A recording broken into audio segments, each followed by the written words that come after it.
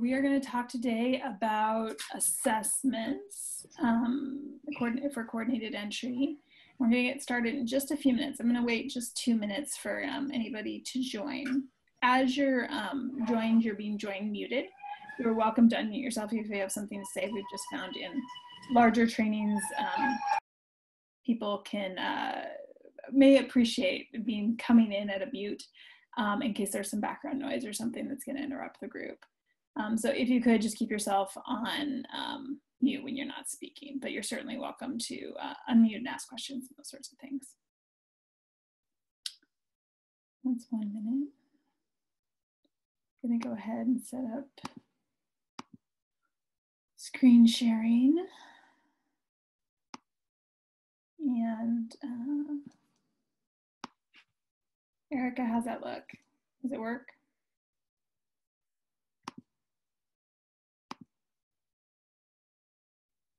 You're muted. Very good. Sorry, it's a little off. It was a little off center. Okay. There we go. That looks good. Okay, great. All right. So I think we'll get started. Erica, will you watch for people to come into the waiting room? Yes. Thank you. All right. If anyone has trouble hearing me, make sure to mention it in the chat function, and we will address that. So last month we got started with this training series with, actually before we do that, just to make sure, can somebody chat me in the chat box and say, besides Erica, and say you can hear us?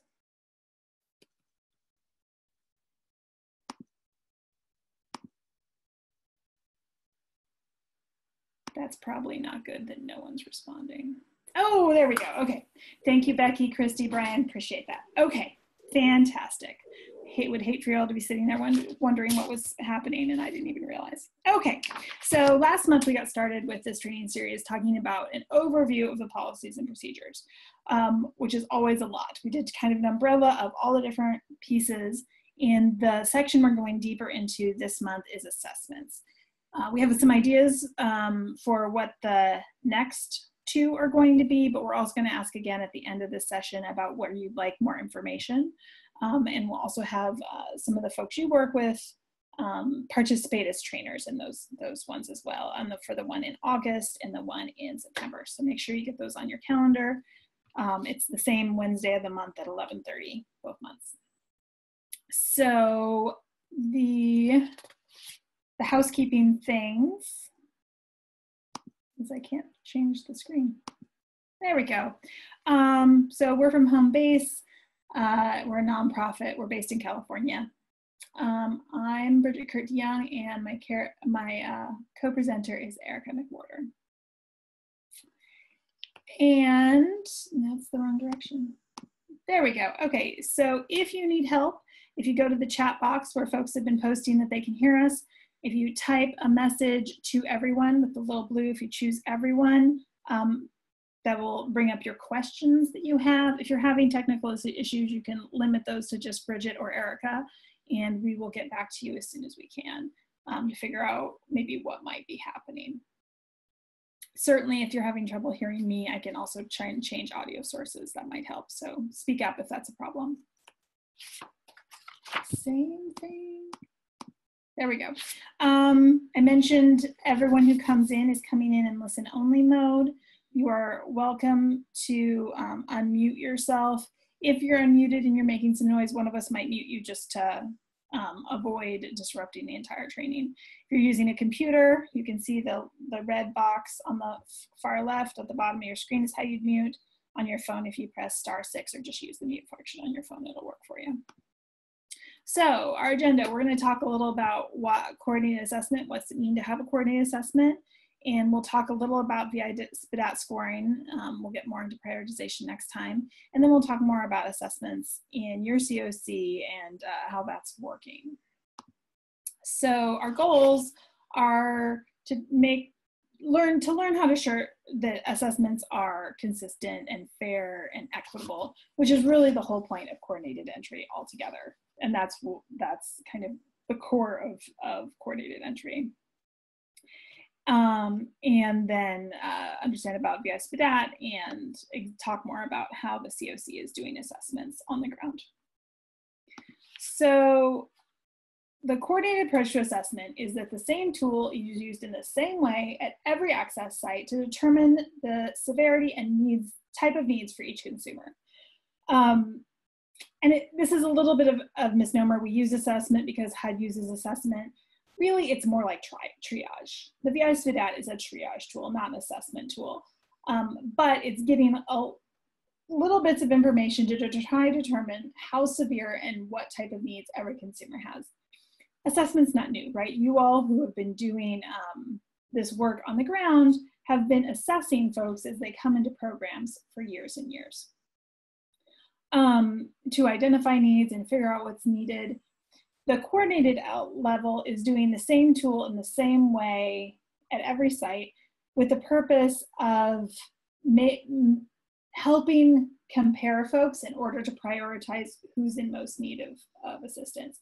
Because like if you look at a household that's got a mom with 3 kids, and you look at someone who's a man who's chronically homeless who's lived outside for 10 years, how you prioritize them and put them together can get really muddy.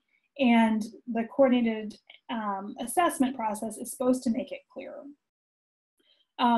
In law school, they often use this concept, they sometimes use this concept of crystals and mud when they're talking about rules. And so if every time someone comes in, we treat them slightly differently, we're not sure exactly, or whoever is in the intake worker seat might have a different approach to how to respond. It gets really muddy as to whose priority, who is a higher priority, who is higher need. Whereas this takes it much more towards the crystal, which is a very firm rule, but it's crystal clear as to who's going to get the highest priority based on their characteristics. There's some cons to the crystal as well.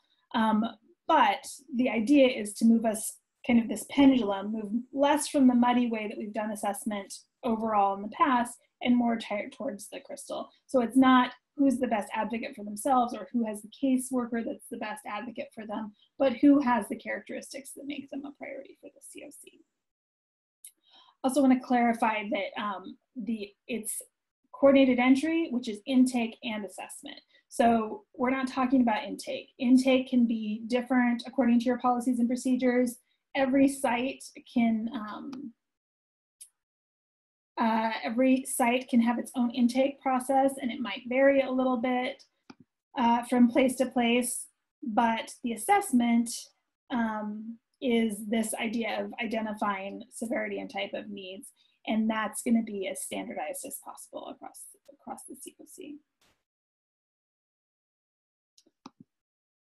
And Erica, pipe up if there's anything you think could be said better, if you got some more thoughts on that. So the benefits of this coordinated assessment is that being consistent leads to more fair, equitable, and equal access to housing and services, which is really HUD's goal. And this, ties into some of the other HUD priorities like fair housing and equal access. The idea that there's one way there's one process to bringing people into the system, and it's fair as to who gets priority in housing and what housing people get. It provides one way for evaluating and prioritizing. It's consumer-centered because Icepad Ad is a self-report. We'll talk a little bit more about being client-focused or consumer-focused a little later.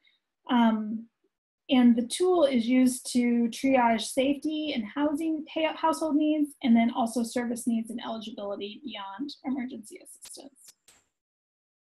So it's no longer first come, first serve. It's figuring out who's most in need and prioritizing resources that way. And there's more purpose and benefits. It's pretty quick and effective at consistently identifying what's the appropriate resource and connecting folks. The Icepad Ad's not the only game in town, but it is what this COC has chosen to use to assess folks. And it asks some hard questions. It can be a little awkward to do the assessments for Icepad Ad, but it's fairly efficient and gives you pretty good information pretty quickly, as opposed to over a long period of time. And make sure programs receive eligible clients, not just the highest priority clients, but also clients who are eligible for their services. And because you're doing it across everyone, even the folks who don't get resources immediately, you understand what resources are of most need. What do most folks who are in your system of care, who need assistance, who aren't getting it, what are the gaps in your system? It provides information to the COC. So sorry guys.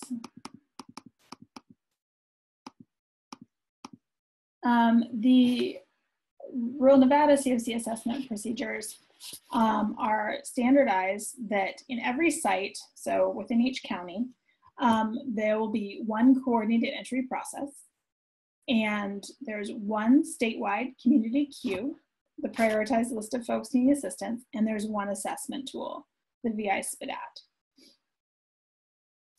That's what it means for the COC to have a coordinated assessment or coordinated entry process. Some of the other procedures that are relevant to this is there's no such thing as the wrong member county or the wrong referral zone. So any person can go to any site in order to be assessed. They don't have to be from that specific county. That there's no other screening factors or tools should be used to determine prioritization for housing.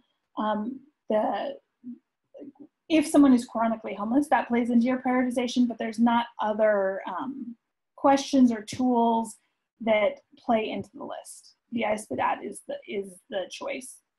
And participants can't be screened out because of perceived barriers to housing or services. And so when HUD's talking about barriers to housing or services, they're talking about that someone doesn't seem to have much income or no income. They have current or past substance abuse. They have domestic violence history. They are resistant to services. They have a history of evictions. The idea is actually to screen those people in. Those people that are of highest acuity or have the highest barriers to homelessness are going to be at the top of the prioritization list. Keep touching the wrong button. And one of the other key elements of the Icepad Ad is that participants are free to decide what information they're going to provide or refuse to answer with regard to this questionnaire. So it honors client autonomy. It may affect their eligibility for housing or services, but they don't have to answer the question in order to complete the assessment. There's no requirement to disclose disability or diagnosis, and assessments have to be conducted in safe and confidential spaces with client consent. So I don't think most of this is going to be a surprise to people, but it is part of your procedures to make sure that every site has a place that is safe and confidential and people can talk. That as part of every process, you get the client's consent and let them know they don't have to answer every question. That no one's asking for disclosure of disability or diagnosis as part of the process. Some best practices. Already you all have in-person sites that are physical locations that provide assessments. And one of the goals looking forward was to have a telephone network that could be used to provide access to the coordinated entry system, including intake assessment referral. And I believe Utah is doing this. Erica, you want to talk about this a bit? Sure. So in Utah, in the Mountainland Balance of States, one of the things that they've done to kind of allow for the entire region to have access to their coordinated entry system is to create a virtual intake and a virtual assessment process. And what that's looked like is to have a telephonic system set up so that no matter what sites the consumers walk into, they do have the ability to have an intake performed and have an assessment done as needed. And while those don't necessarily occur on the same day, the the goal is to make sure that that accessibility is there so that no one gets left out of the process. Bridget? Thank you. So another best practice that some COCs are putting into place is having a standard script. And we'll talk more about this kind of at the end when we're having more of a discussion. But the idea behind a standard script is that it's as equal and fair as possible. That every time someone who comes in is assessed, that they know their surveyor's name and what agency they're affiliated with. That it's going to take 7 minutes or less to do this assessment.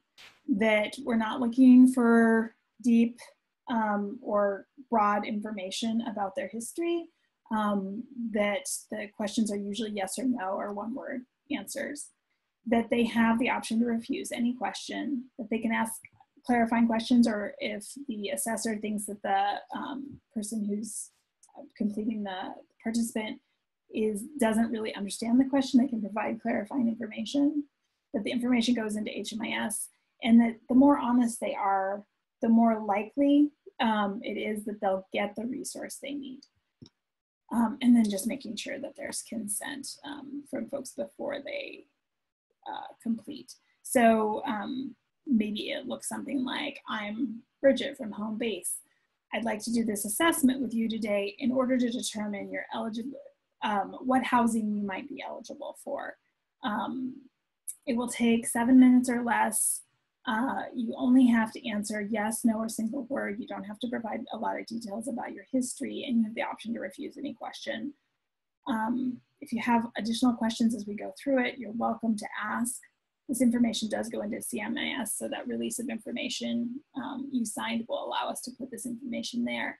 And the more you can be honest, the better result you'll get from this process. Erica, you want to talk about what Kentucky's doing with this standard script? Sure. Kentucky's an interesting case in that they have a system very similar to rural Nevada's, in that there are all of these different sites that are using the same process, they make a really strong effort to make sure everything's coordinated across the board. So in their policies and procedures, they've, over time have developed a script for their communities to use. And I just wanted to, share a sample script with you so that you kind of understand, like you can hear what some other people who are have the same kind of system set up as you are doing to communicate with their consumers. My name is Erica, and I work for a group called Home Base. I have a 7-minute survey that I would like to complete with you. The answers will help us determine how we can best support you with available resources. Most questions only require a yes or no. Some questions require a one-word answer. I'll be honest, some questions are personal in nature, but you can skip or refuse any question. The information collected goes into CMIS. If you don't understand a question, let me know and I would be happy to clarify. If it seems to me that you don't understand a question, I will also do my best to explain it to you without you needing to ask for clarification. One last thing we should chat about. I've been doing this long enough to know that some people will tell me what they want me to hear rather than telling me or even themselves the truth. It's up to you, but the more honest you are, the better we can figure out how to best support you. If you're dishonest with me, really, you're just being dishonest with yourself. So please answer as honestly as you feel comfortable doing. Now, that's their approach. But the goal here was to make sure that even though that script isn't something every single assessor needs to give in that exact same way, they wanted to make sure that everyone is saying the same thing and getting the same message across. So if you all need more information about that, we do have those sample scripts available that we can send you. So just give us a shout and let us know. Bridget? Thank you. And then the other best practice, well, one more best practice we wanted to talk about was assessments for survivors of domestic violence. And I don't think it's a surprise that if you're assessing someone who's fleeing from domestic violence, that we want to make sure that there's no personally identifiable information in CMS without their written informed consent. That's key. And if they aren't going to sign that, or that's not a safe thing for them to do, that you can anonymize the data in CMIS, and there's often a code, and there's a staff member who gets contacted about anything that happens with that person's rank on the prioritization list. And you, of course, will make sure that that safe, confidential place is very available to them, so that any exchange of information is done in a confidential way that keeps them safe. And you may then also want to be doing some safety planning as part of this. The 7 minutes is not the only thing you can do with them. You can also do some safety planning afterwards. So Erica, you want to talk about what folks are doing with regard to domestic violence and coordinated entry? Sure. So it's important to understand that even if you don't have any domestic violence programs in your community, these are still what's expected. This approach is still expected. So even if there's not a specific place to send them to for resources or for housing, you still want to make sure that their data is anonymized and that you are being very careful with their personal information. Kentucky, that we just talked about, their balance of state has a pre-screen tool that they use, which is just like a little script again, and that just helps to identify that this person may need resources or special attention paid to their data as a result of their experience as a survivor of domestic violence. And just so you can kind of hear what that sounds like, this is prior to giving the Icepad Ad assessment. You could say something along the lines of, one thing I'd like to do before we begin is see if you'd like information about our local domestic violence resources. For instance, if a partner has ever threatened to hurt you or made you afraid, hit, slapped, kicked, otherwise physically hurt you, or made you do something sexual that you did not want to, it might be helpful for you to talk to someone confidentially. This level of confidentiality could be really important at some point in the future, because some of these questions that we ask are very personal. Would you like to speak with someone who has that sort of experience and perhaps do this survey with them? And then if the answer is yes, you can make a referral to the domestic violence resource if there is one. And if the answer is no, then you can feel free to continue the assessment. You don't have to stop there. Another way to go about this is what Multnomah County, Oregon does, and they have created a safety and stabilization assessment. It's very thorough, very intense. I'll kind of show you like multiple pages. It's essentially like having a Icepad Ad, and it's very intensive. And so this is also available if there is some if that does sound like something that the community would want to do, or even to think about in terms of if someone does come across your desk and you need a way to engage with them. They also include a sample script, which could be useful. Bridget? Excellent, thank you. And I see the question from Becky. Becky, we'll come back to that question in a little bit.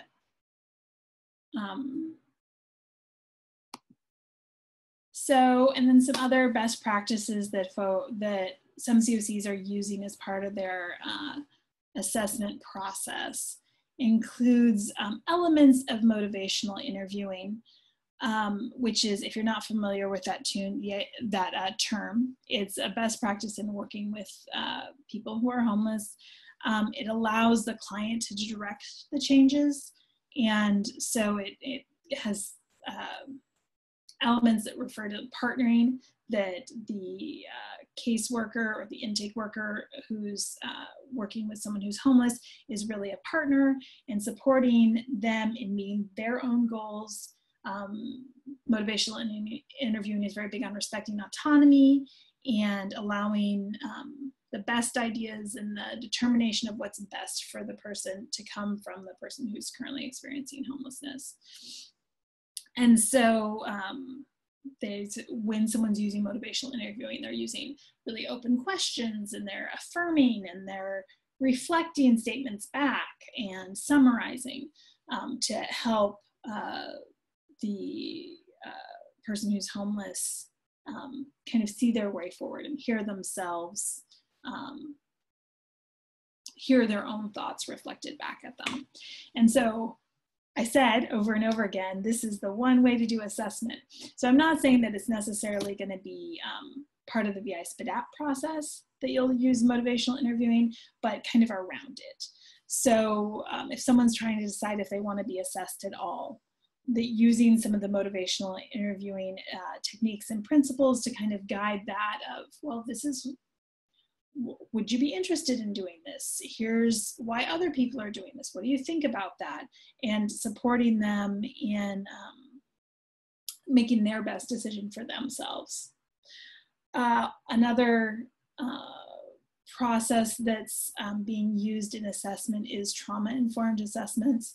And this is obviously related to trauma-informed care. If you're not familiar with that term, it reflects that most people who are homeless have experienced some sort of trauma. And when people experience trauma, they have certain behaviors and responses to things that make it hard for them to move forward. And the Icepad Ad does ask some very tough questions. And so just being aware of some of the trauma-informed principles can make assessments more fruitful, less painful for the people undergoing them. So that's things like making sure that they're in a safe space, creating emotional safety for the person who's being assessed, trying to exhibit trustworthiness, giving them the choices. And we said that several times, that it's a person's choice if they're going to do the assessment. It's a person's choice to answer each question, but empowering them to make the choice about how they're going to if they're going to respond, and making the interview space feel as safe as possible. Assessment often includes housing first principles, which is no surprise. It's very focused on getting people housing, right?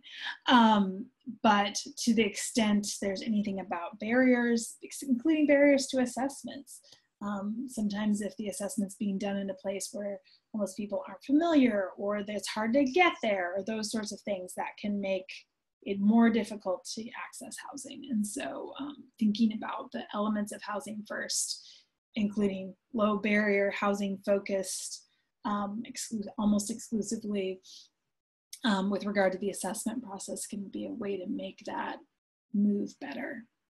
And then the recommended administration time for the Icepad Ad is after diversion or giving a chance to self-resolve. So they've said over and over that they think that their data shows that a lot of people will self-resolve their own homelessness if you just stay out of the way. And so giving a week or two after diversion to see if folks can find their own way forward. And then after significant life changes, if something big has shifted, that's a time to administer the assessment, those COCs. Erica, anything you want to add to that stuff?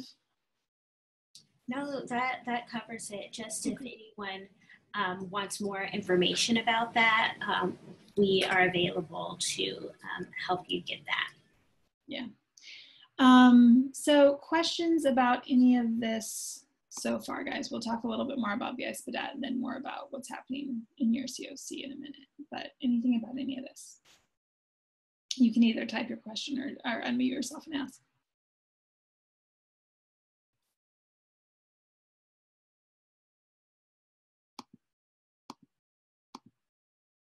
Okay, cool. So Erica, go ahead.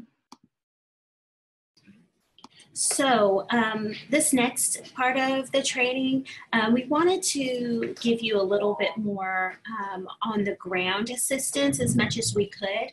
And one of the things that we've seen in other communities we've worked with is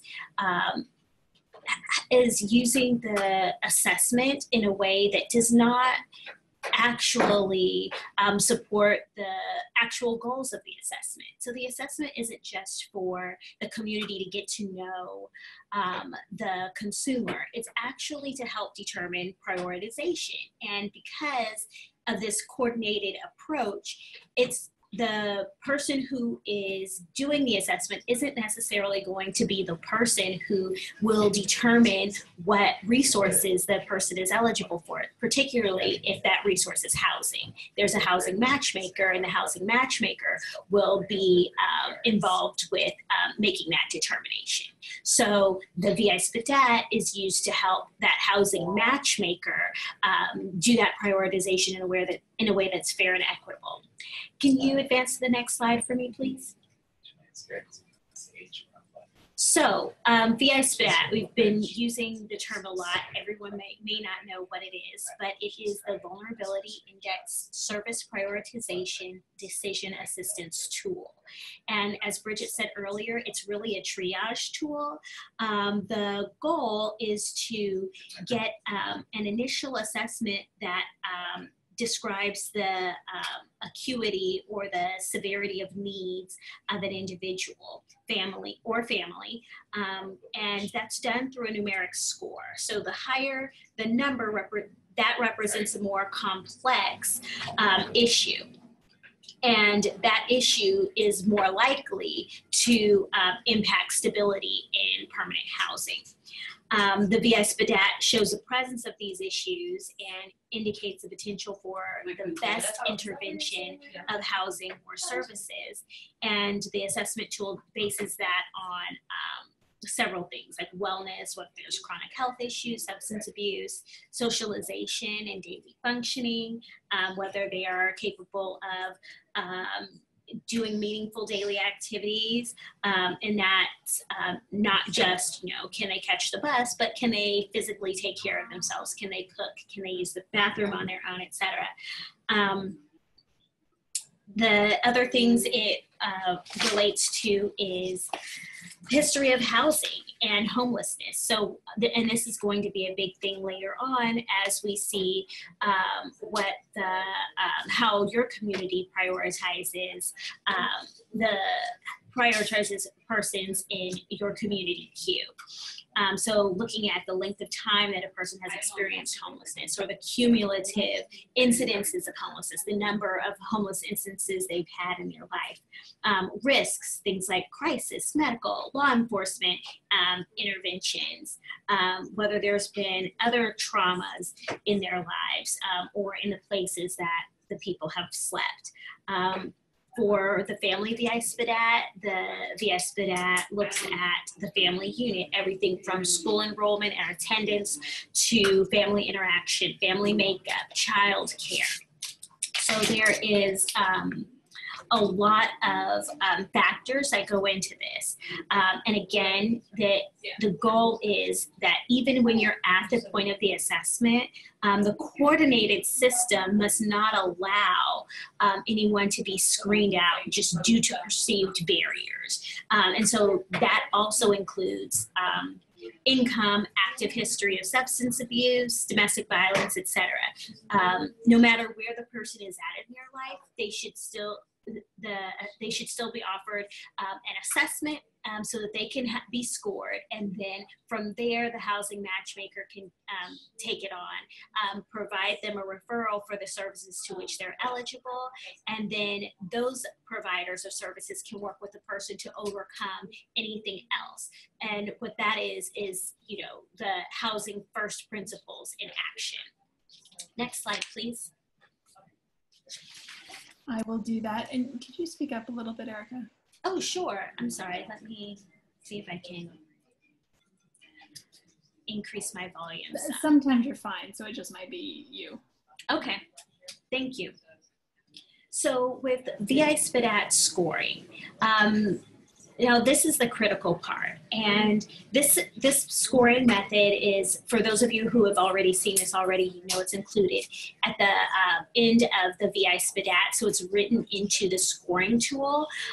So for single individuals and for TAY, that's transition-aged youth, that scoring range is 0 to 17.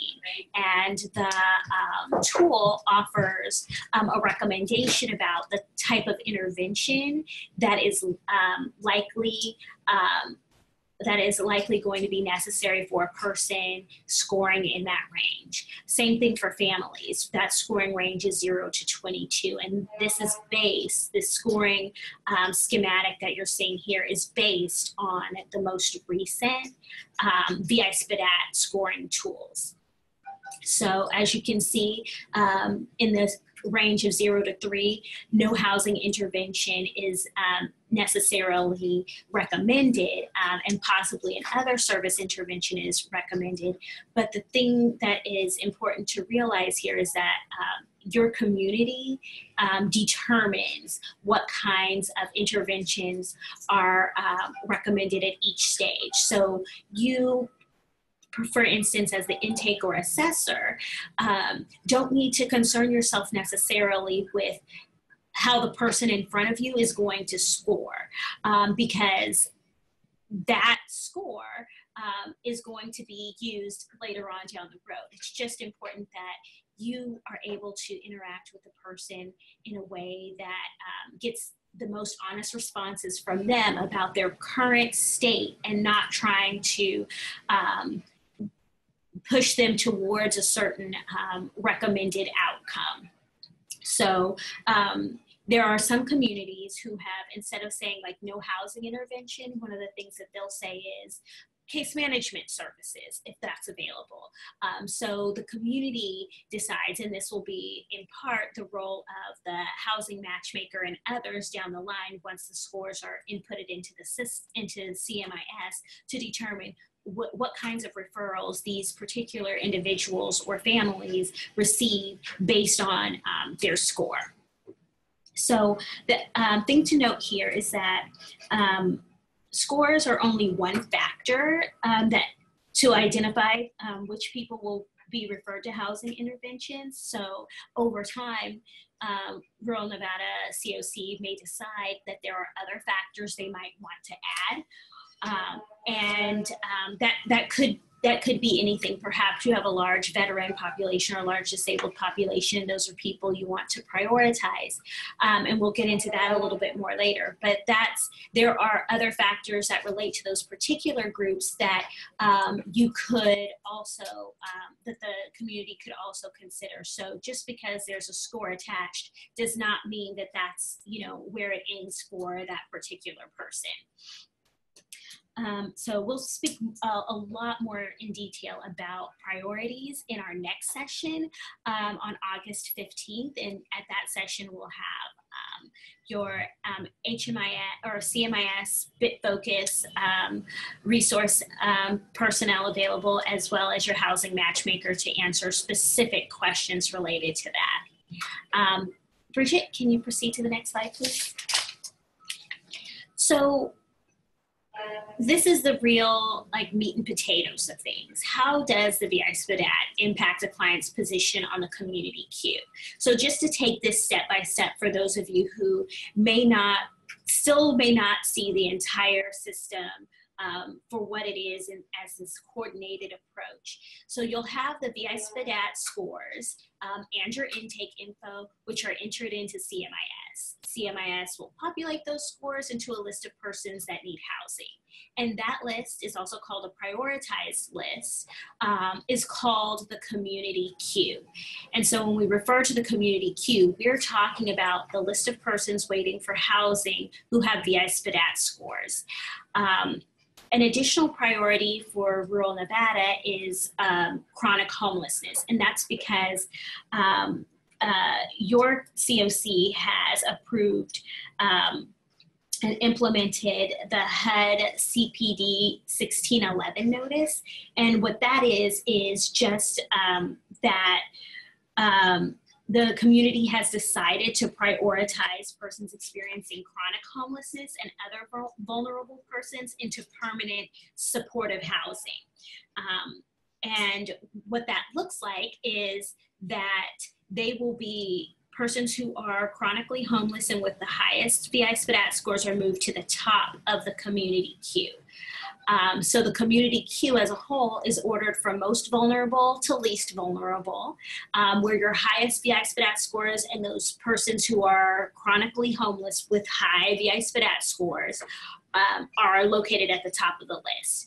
After that, what happens is the housing matchmaker is able to review the community queue and select those people at the top to receive housing first based on the resources that are available in the community. If no resources are available, everyone just continues to sit in that queue.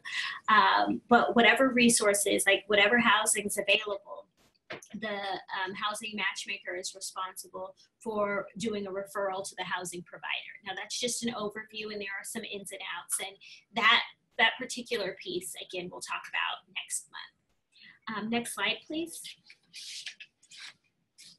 So this is just a preview of what's to come. So it kind of puts the whole system into perspective, this whole part of the system, I should say, into perspective. And one of the things that's very important to remember is that, you know, once you get to stage 4, where you're most vulnerable or prioritized for housing,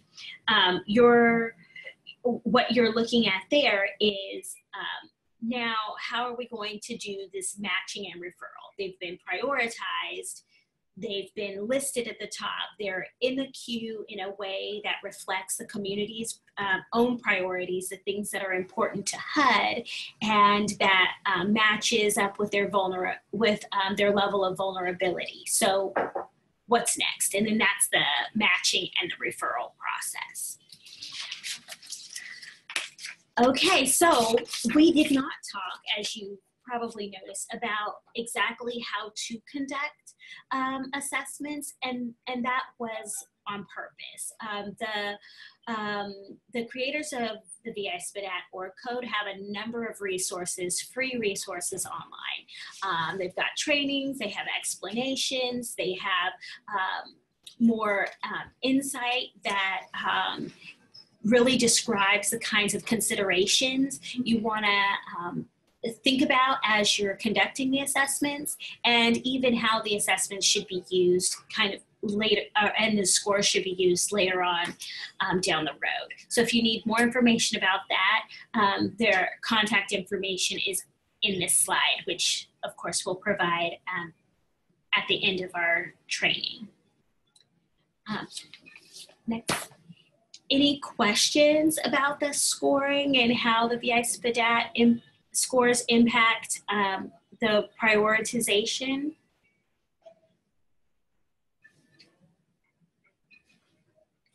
Okie doke. Well, perhaps, Bridget, we can move into how can rural Nevada improve the coordination of their assessments.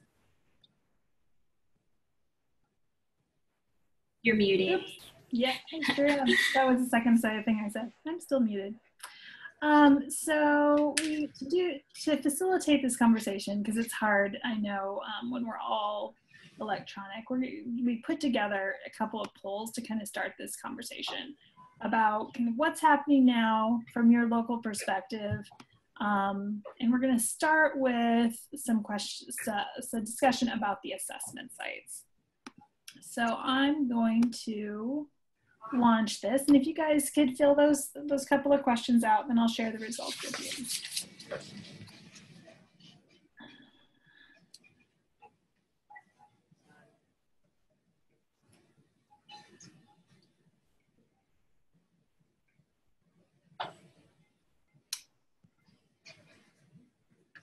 Erica, you can see the questions, correct? I can see the questions, yes. Okay. One of the key elements in the HUD's rollout of coordinated entry is that it be well advertised, and that folks know how to how to access coordinated entry. And so being able to access the assessment sites is one of the kind of first steps in all of this, and a really key one, obviously.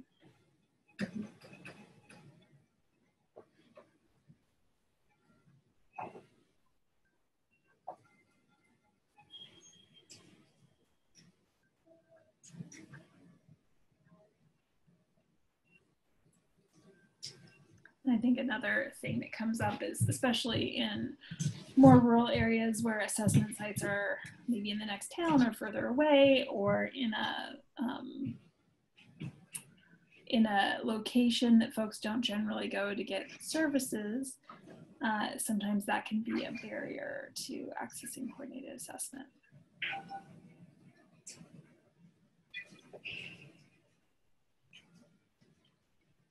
Okay, would you like to move on to the next poll? Yep, let me go ahead and share those results. Can you see those? No.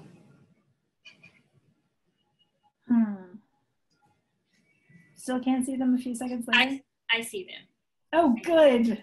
Sorry. Fantastic. So most 25% of y'all who are here today, but most of the folks, 6 of 8 who responded, so 75%, said they definitely know where to go to perform assessments. And then there was at least one person who didn't. And sometimes people who are experiencing homelessness know where to go, but mostly they're willing to go to those sites for assessment. So that's pretty good. I think the second one, I think, is the most interesting piece about people not knowing where to go. And this is true in many COCs we work with. Some of the more rural ones, where coordinated entry has been happening for a year or two. I just did some consumer focus groups in a different balance of state COC, and they didn't, those consumers had no idea what coordinated entry was or how to access it or how it worked. And it's also true in some of the big cities. And Christy will get to that in just a second. On this, does anyone have thoughts about what would be better? Is there resources that can be of assistance? Is there a better way to advertise where there are sites, especially for the sometimes and note people about who answered that they don't think people who are experiencing homelessness know which sites perform assessments?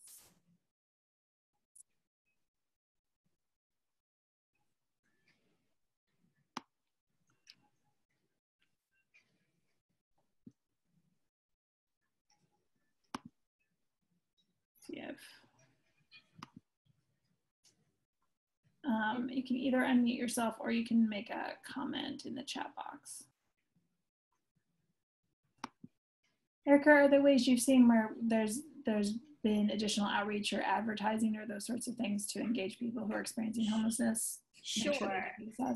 Sure. In larger communities, it is definitely much harder, but it's definitely much harder to do that. But if you did have outreach teams, usually those are pretty effective ways to get the information out there. But in some communities, we've also seen like flyers, just like you would do around the time of the pit count to let folks know what's happening, flyers at bus stations and transportation hubs, just to kind of get people engaged with, you know, a list of here are some places you can go to get help, and those could be your assessment sites.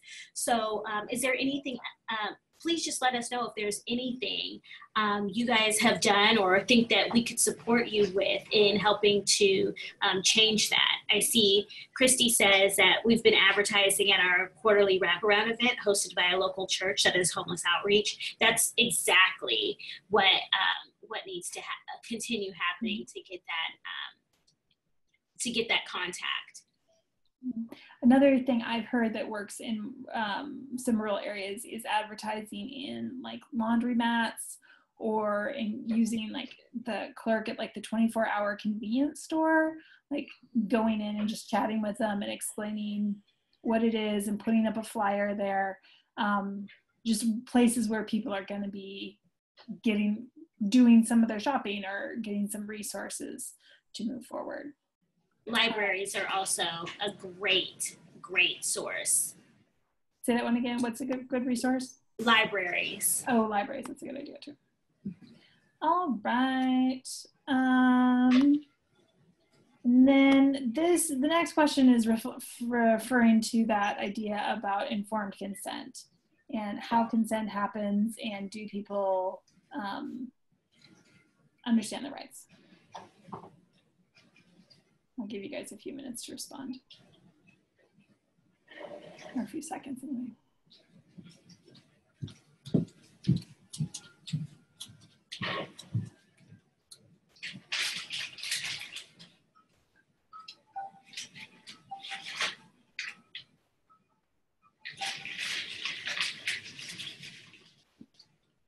All right, that's pretty good. I'm going to just call that one and share the results.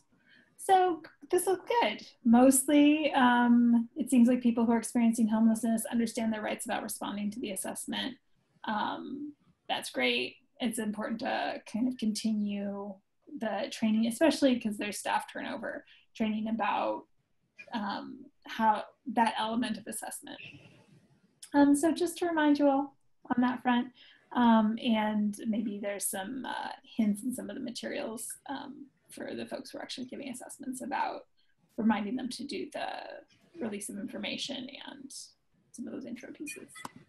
And one thing before we move on, I just wanted to point out, we've seen in some communities that the releases of information or those consent forms tend to be way expired. So just a helpful hint, keep an eye out on that expiration date.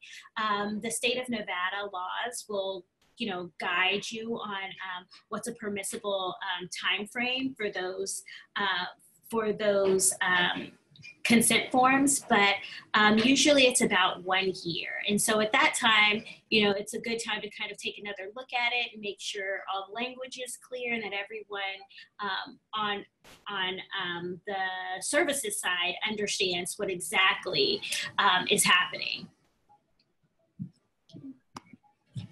So the next question is a few questions about the Icepad Ad, and this gets closer to talking about Becky's question about if your coordinated entry is doing a script.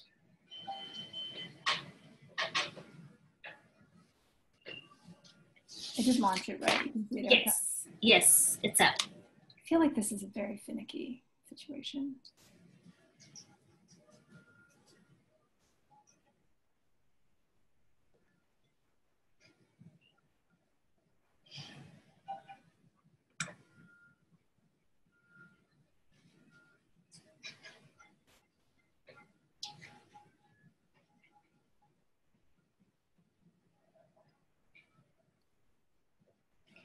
I see that Becky doesn't know, and that's not an option. That's cool. Just don't answer. That's fine. We're good. This is supposed to kind of facilitate conversation without making everyone unmute and answer questions. So most folks who are do assessments have been formally trained. They feel confident. And then there's a couple of folks who feel less so or aren't. And so especially staff turnover happens in our world. And so maybe linking to some of those videos or making sure that those resources are available for anyone who's doing assessments. And that's something we might talk about, is a resource that we could put together of a quick, like, here's the things you should do before you do assessments. Here's the videos you should watch. Here's the trainings you should see, and some links to those that might be helpful if this is a challenge. And then the second question about the introductory script, we're wondering if how much that was being applied, that best practice is being applied, and more towards no, I think is the answer to your question, Becky. And so if that might be helpful to make sure that those points are made, we could draft one that your coordinated entry committee could work with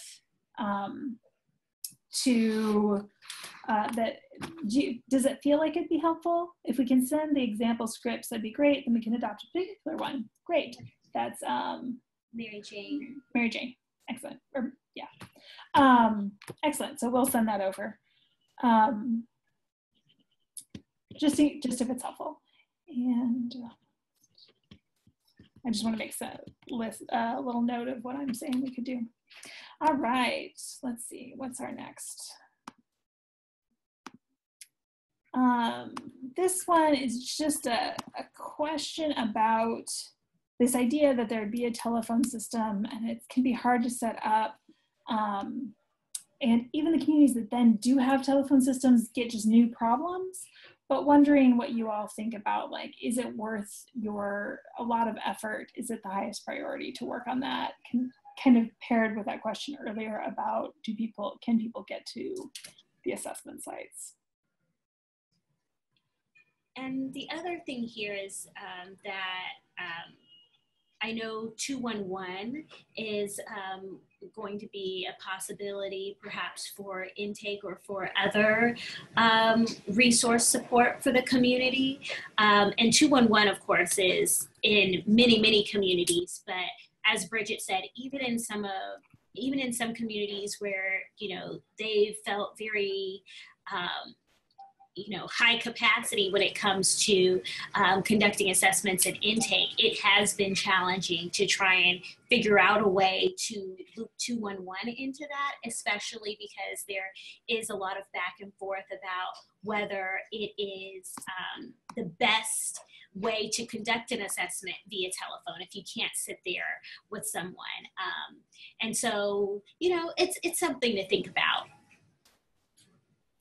And so, yeah, I think overall, that's probably not the best use of your resources to look at the telephonic system. Like, if there are challenges. So just a note on that. Wondered what y'all thought. Let me, all right. And then a few kind of thoughts about the Icepad and how you're using it and how it's doing.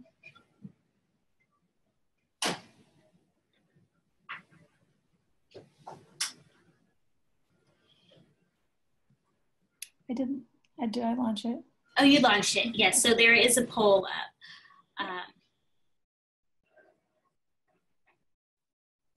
There's 2 questions on this one.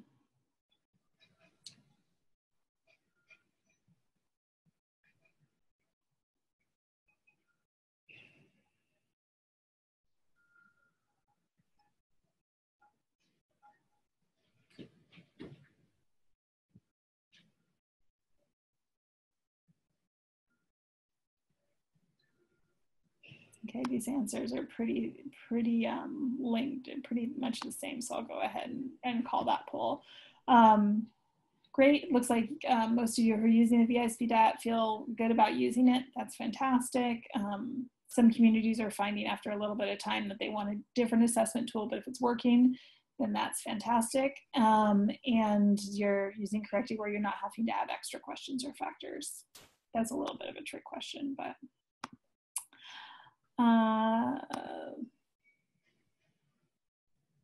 looking at the time, I'm going to take us to this one.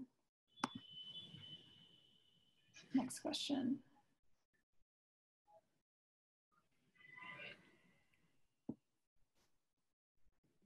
And for those of you on the phone, I realize you might not see the question. So this particular question is asking about where, does everyone know where to ask for help or who is responsible to assist you with assessments, whether that's conducting them, whether that's inputting them into the scores into CMIS.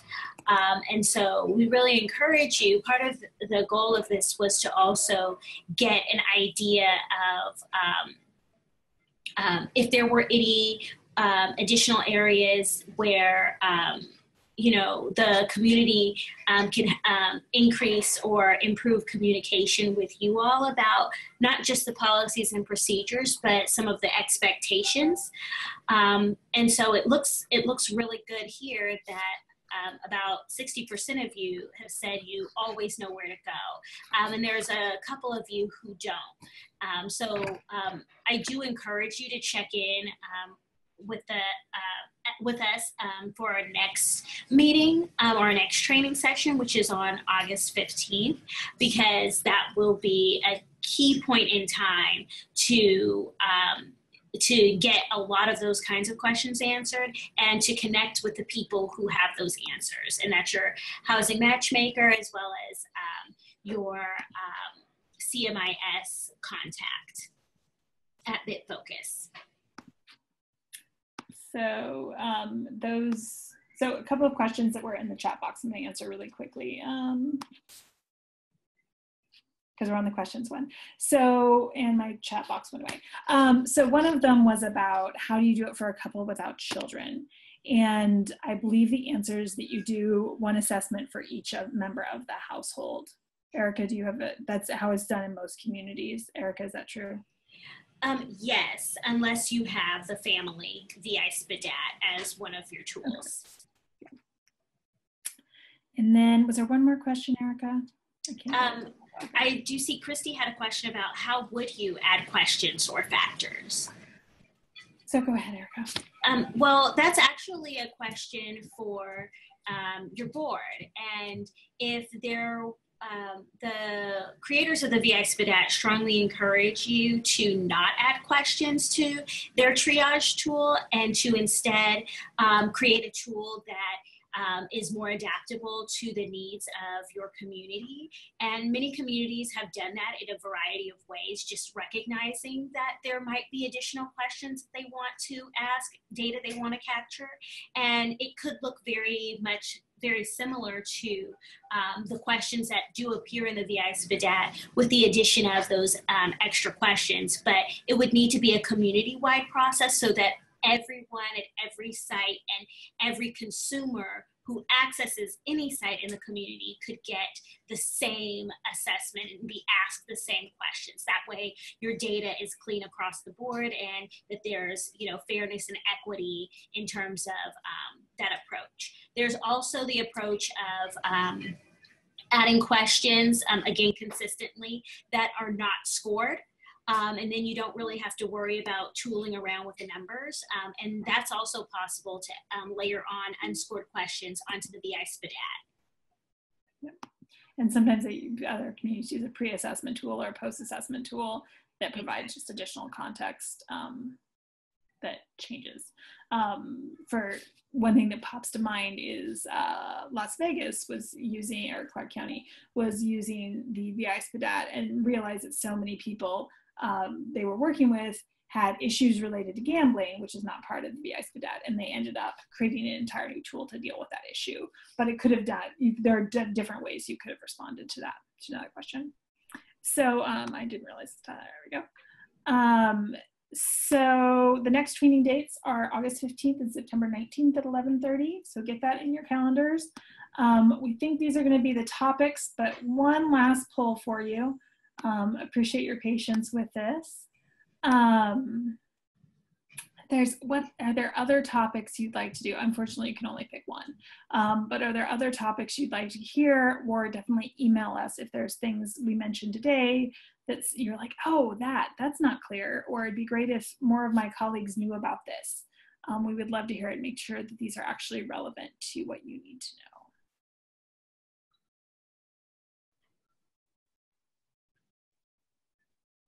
I'm going to let it stay open for a little bit, just a few seconds longer, because there's still people responding.